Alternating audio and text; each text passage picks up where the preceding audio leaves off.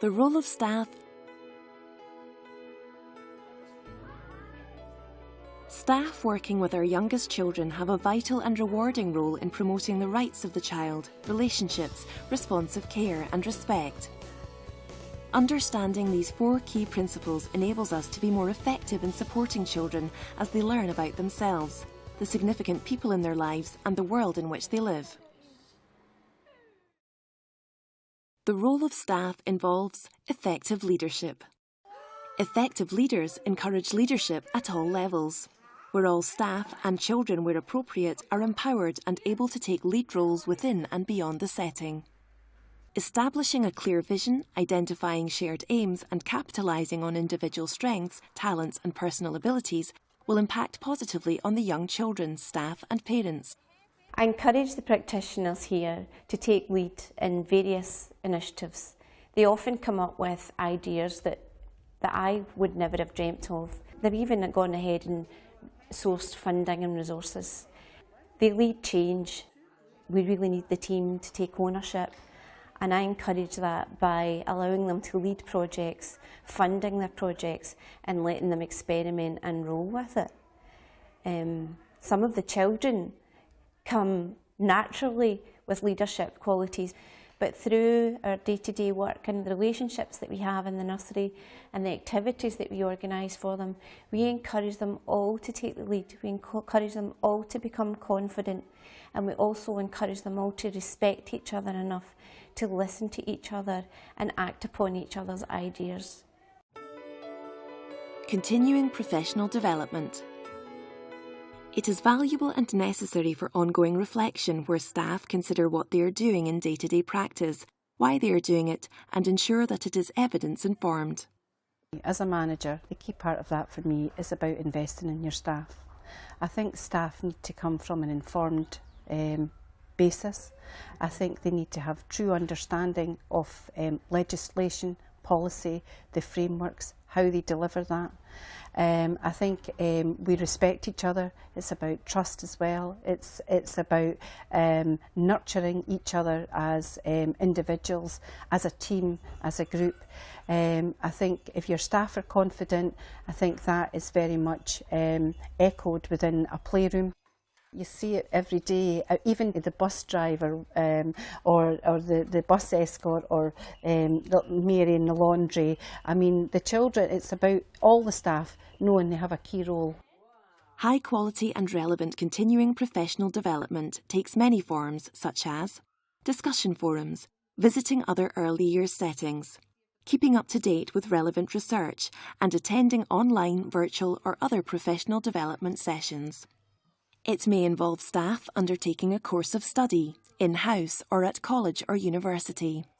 Peekaboo's most valuable resource is their staff. I believe that the more knowledgeable your staff are, the more you enjoy your job. The more you enjoy your job, the better the play experiences you provide for the children. And everybody benefits from an environment like that. The way at Peekaboo that we ensure that is that once a month we have full staff continuing professional development training. It's vital that all staff are kept up to date with all relevant new policy changes, how it's being implemented and what Peekaboo are going to do to ensure that we are meeting these requirements.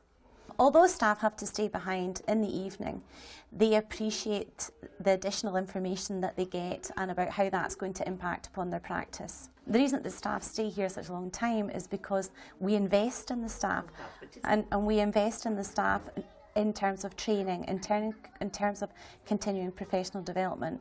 And during the staff development and review, they have an opportunity to tell us what targets and improvements they'd like to make for the following year, and it's our job as management to ensure that we help them achieve that. Technology can enhance this process, such as engaging in online forums or collaborating through GLOW, which is the National Intranet for Education. Self-evaluation. It is through ongoing self-evaluation that links are made between practice and what is known about how children develop and learn. It's really important that parents, because they have views, they have opinions, that we constantly are evaluating. We ask them to evaluate the service. You know, is the service, you know, what is it for you? What do we need to change? What do we need to look at? Involving parents in the way that we have our quality improvement plan, consult with parents. Reflecting on practice individually and as part of a staff team is central to supporting the self-evaluation process in order to improve practice and enhance the quality of provision for all children. Ongoing evaluation is also essential if staff are to create a positive ethos in the setting and ensure that planning remains responsive and child-focused. We respond to the children on a daily basis by looking at our daily opportunities and planning for them, and it's crucial obviously then that we follow that on a daily basis, and that may be that we're changing the environment every other day depending on the children that are in, making sure the resources are there and making sure that we are skilled at what we were doing, and then we would review that regularly to see whether or not that was going to be ongoing or what we were going to do depending on subsequent observations that we are going to make. When we're planning as well for the children, where we have children with additional support needs, we also discuss their additional support plans that are in place to ensure that that's influenced in our planning as well, because there's possibly something in a child's additional support plan that needs to be actioned within the playroom setting. So that's something else we take account of, and also our work with external agencies. So we may be working closely with a speech and language therapist who's given us advice on how to work with a child, you know, giving us sounds we need to be working on or strategies we need to be using, or we may be working with a physiotherapist who's telling us the importance of positioning a child in a certain way, and all these things would also influence the planning that we have. So this would all become a part of the plan that we would use for the children. Key person. The key person approach is a way of working which is aimed at enabling and supporting close attachments between individual children and individual staff. The key person helps children to develop relationships with members of staff and other children. They skillfully observe children in their play, their relationships and in day-to-day activities in order to inform future opportunities and experiences that best meet the children's needs and interests. In Greendown's Family Centre, we work very hard with individual families. We have a key worker system within the Family Centre so that the children come in, they make an application, the family make an application, they have a senior member of staff take that application, and that senior stays with the family all the way through the time that they're here. So that initial, you tell your story once, is very important, that they're not needing to do it again and again. And in terms of the children, they have a key worker in the playroom, so they have a member of staff designated to particularly care for and look after probably about 4 or 5 children. So that member of staff works really hard, working alongside the family, building relationships, and staff are very skilled at seeing the stages that the children are at individually and given play opportunities to encourage them to meet their needs. One of the things that we really have to pay attention to really carefully is what adults do when they're working alongside small children. What is their role? Are they there as substitute mum? Are they there as a cleaner and wiper up? Are they there to provide the toys and the materials and keep the room looking nice? Well, in a way, there's a yes in all of those. But the role with working with babies and children under 3 is far richer than that. And I think the minute we begin to think about what we can learn from children, what they give us, how they trigger us, we begin to see what our role might be.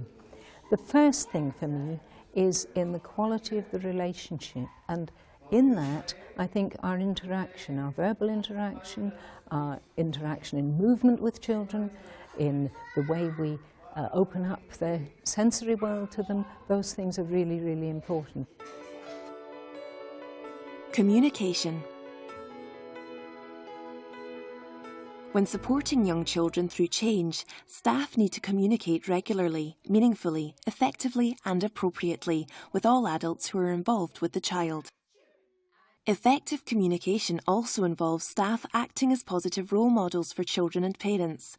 as parents may seek guidance around how to enhance communication, speech and language development with their own children.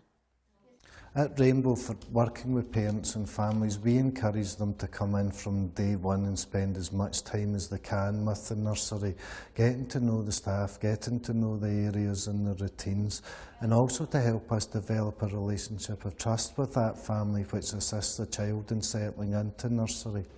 We'll ask parents to complete an All About Me book to explain to us as much information as they can about their child, and that also then helps the child to settle into nursery and feel part of the centre. On a daily basis, we'll provide a daily diary, which is a good communication tool for parents and again helps to strengthen that relationship with home, and that is of paramount importance for us.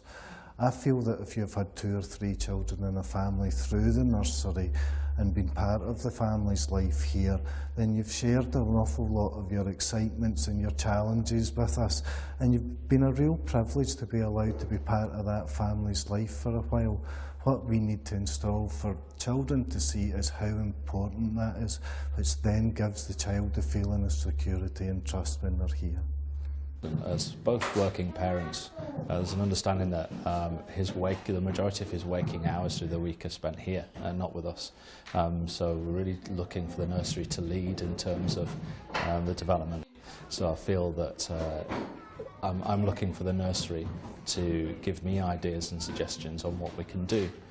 Probably a good example of this is the nursery have been sending us email updates of what they've been doing, which I find very, very useful. So, for example, they've been educating him on sign for different activities like I want to eat or I want to sleep. So we're then taking that learning cues from the nursery and then using them at home at the same time. So there's like a consistency in terms of my child's learning and development. Understanding and promoting positive behaviour. All staff have a key role to play in understanding and managing the behaviour of babies and young children. Children often experience strong emotions and do not always have the capacity to regulate these emotions for themselves. Very often children's behaviour is their way of communicating a need and is reflective of their developmental stage and not meant to be intentionally challenging. We do have very high expectations of children's behaviour. We very much recognise that children mirror behaviours that they see in life, and we value that we need to ensure that we're mirroring to them good behaviours. The staff have a major role to play in that. They have to be consistently good role models to the children, to each other, to students, to parents, anyone else that's coming in. We also work very closely with our parents in regards to behaviour. Through the ethos we have in our centre, we try and promote that with them and discuss with them strategies we use for managing young children's behaviour. Staff need to be equipped and knowledgeable, both about the possible factors which may affect behaviour and a range of strategies to manage children's behaviour effectively and appropriately. Promoting positive behaviour is essentially about supporting the child's cognitive, emotional, social and physical development. Supporting children's learning. Effective and motivated staff are naturally enthusiastic as they play alongside and support children in their learning. It is through these everyday interactions and relationships that staff help children to develop positive attitudes and a strong desire to learn. Babies and young children are naturally creative and they benefit immensely from staff who adopt a creative approach as they encourage children to explore their world. Creating enriching and enabling environments indoors and outdoors which excite, stimulate and encourage children to explore and play will help nurture the child's curiosity and creativity.